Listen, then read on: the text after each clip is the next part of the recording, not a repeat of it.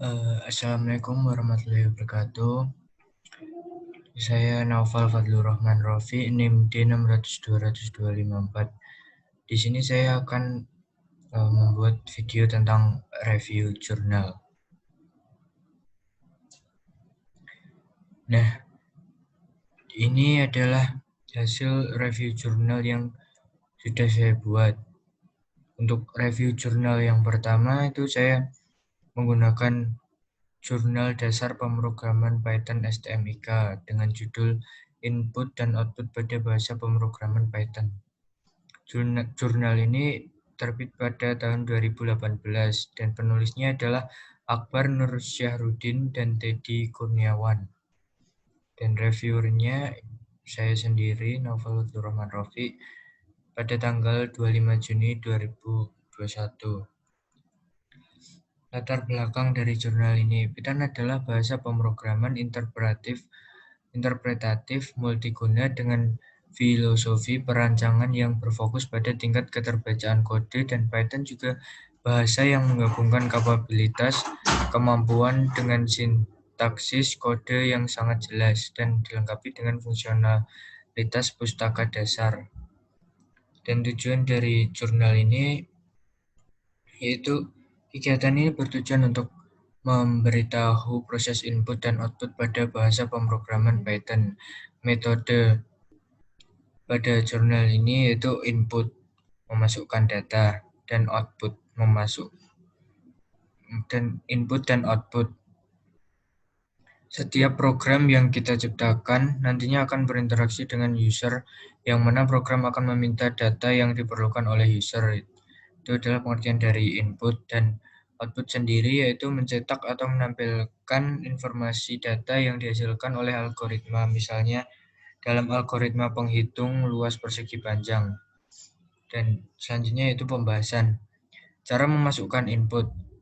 Python sudah menyediakan fungsi input dan raw input untuk mengambil inputan dari keyboard. Fungsi input digunakan untuk mengambil data angka, sedangkan raw input untuk mengambil teks. Cara menampilkan output. Untuk menampilkan variabel dan teks, kita menggunakan tanda koma. Untuk menggabungkan teks dan variabel yang akan ditampilkan menggunakan fungsi format untuk menggabungkan isi variabel dengan teks. Menggunakan string formatting cara lama. Penggabungan teks dan variabel cara lama menggunakan simbol persen. Tanda persen akan otomatis terganti dengan nilai yang kita inputkan ke variabel. Kesimpulan, input dan output adalah proses dasar dalam sebuah pemrograman. Tanpa adanya input dan output, mustahil program dapat berjalan dan berinteraksi dengan user. Dan kita harus memahami struktur pemrograman, bukan menghafal coding, karena setiap adanya pembaruan atau update terkadang terdapat sintaks atau coding yang berubah. Dan ini adalah daftar pustakanya. Dan kemudian untuk jurnal yang kedua yaitu jurnal statistika dengan judul Perancangan Multidimensional Scaling Metric dengan GUI Python 3.8 untuk klasifikasi program keluarga berencana. Jurnal ini, volume dan halaman jurnal ini yaitu volume 8 nomor 2 dan terbit tahun 2020. Dan untuk penulisnya sendiri yaitu Bramesa Winanda Nugraha dan Tati Widihari dan juga Puspita Kartika. Reviewernya saya sendiri pada tanggal 25 Juni 2021. Latar belakang dari jurnal ini yaitu Indonesia merupakan negara dengan kuota penduduk terbesar dan terbanyak keempat di dunia.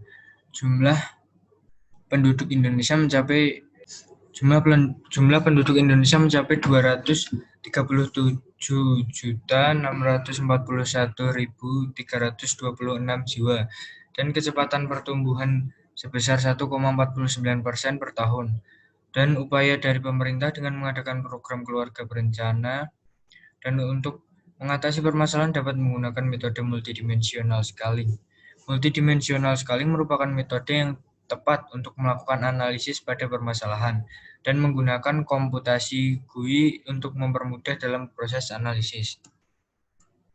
Tujuan dari kegiatan ini yaitu untuk melakukan pemetaan untuk mengatasi permasalahan pertumbuhan penduduk dengan mencari analisis dari permasalahan tersebut. Metode yang digunakan yaitu data yang akan digunakan pada penulisan kegiatan ini adalah data sekunder tentang persentase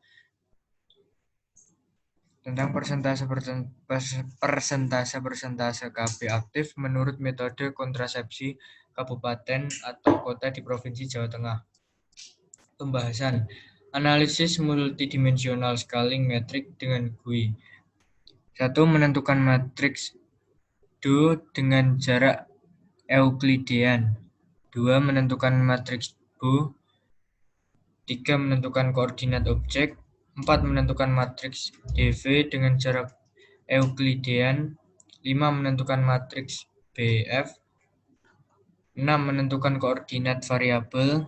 7. Menggabungkan perceptual map object dan perceptual penyusun graphical user interface Python.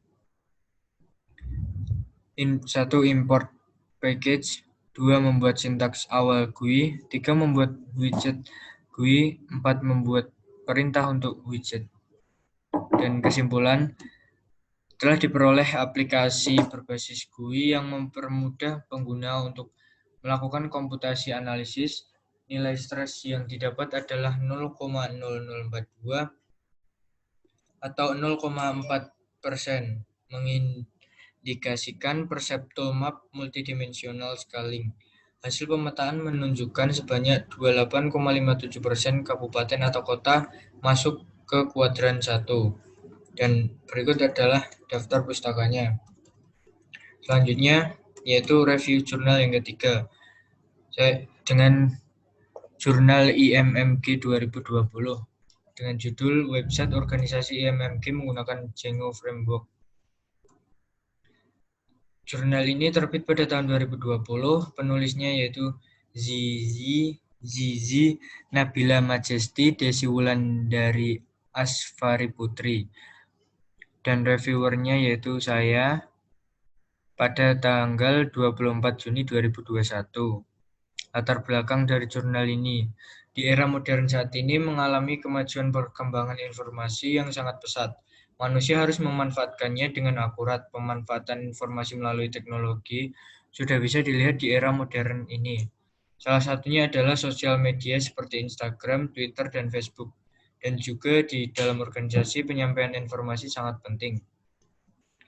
Tujuan dari jurnal ini yaitu membuat website yang dapat memudahkan organisasi IMMG menyimpan dan mengelola data organisasi, serta dapat memberikan kemudahan bagi anggota organisasi dalam mendapatkan informasi. Selanjutnya, metode kegiatan.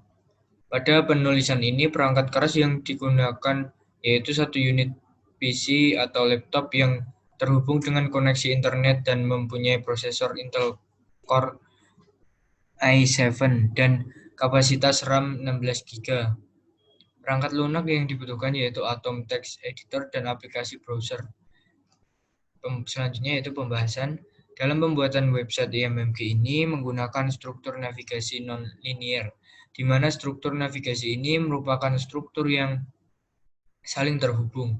Struktur navigasi campuran menjelaskan hubungan dan rantai kerja admin dalam mengelola konten dan informasi pada website IMMG. Use case diagram adalah abstraksi dari interaksi antara sistem dan aktor.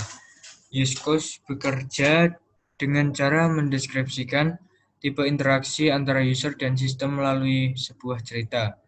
Dan class adalah deskripsi kelompok objek-objek dengan properti, perilaku operasi, dan relasi yang sama. Pada penelitian ini melakukan pengujian beberapa kali dengan menggunakan web browser.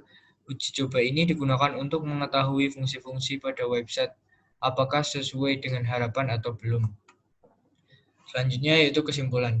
Dapat diambil kesimpulan bahwa website IMMG telah berhasil sehingga memudahkan organisasi menyimpan dan mengelola data organisasi dan memudahkan orang-orang untuk menemukan informasi seputar acara dan kegiatan yang diselenggarakan oleh IMMG dan mempermudah pendaftaran. Dan berikut adalah daftar pustakanya. Dan untuk selanjutnya yaitu review jurnal UIN Jakarta dengan judul Pembangunan Sistem Informasi Helpdesk Ticketing System menggunakan Django Framework. Jurnal ini terbit pada tahun 2015 dan penulisnya yaitu Rizky Mudar dan reviewernya yaitu saya, Naufal Hadi Rahman Rafi, pada tanggal 25 Juni 2021. Latar belakang dari jurnal ini. Perkembangan teknologi semakin hari semakin maju. Internet merupakan teknologi yang perkembangannya paling pesat saat ini. Semua orang mudah sekali mengakses internet. Mereka bisa mengakses baik lewat komputer maupun lewat handphone atau lewat komputer tablet.